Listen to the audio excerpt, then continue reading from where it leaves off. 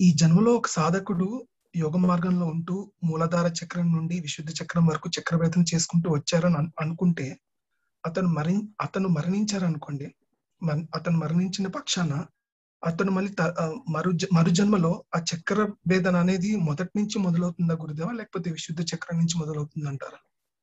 ఆజ్ఞా చక్రం వరకు వస్తే మాత్రం అక్కడి నుంచి మొదలవుద్ది. విశుద్ధం దగ్గరికి వచ్చినా సరే మళ్ళీ మొదటి నుంచి రావాల్సింది. ఆజ్ఞా చక్రం అనేది స్టాండర్డ్. అక్కడి దగ్గరకు వస్తేనేమో అక్కడి నుంచి జన్మ ప్రారంభం అవుద్ది. అట్లా కాకుండా విశుద్ధం వరకు ఉన్న అనాహతం దగ్గర ఎక్కడున్నా సరే మళ్ళీ మొత్తం కింద పడిపోవటం, మళ్ళీ మొదటి నుంచి రావటం. అందుకే యోగ మార్గం కన్నా జ్ఞాన మార్గం శ్రేష్టమైనటువంటిది అని చెప్పటం. అలాగే ఈ రోజు చెప్పినటువంటి శ్లోకంలో ఈ ప్రాణం ఆవేశ సమ్యక్, ఈ భ్రువోర్ మధ్య ప్రాణం ఆవేశ సమ్యక్ అన్నది యోగ మార్గంలో చెప్పాను మీకు. చక్రభేదనం చేసుకుంటూ ఆజ్ఞా చక్రం వరకు రావటం యోగ మార్గంలో చెప్పాము. దీన్ని జ్ఞాన మార్గంలో ఎట్లాగనేటువంటిది రేపు చెప్తాను.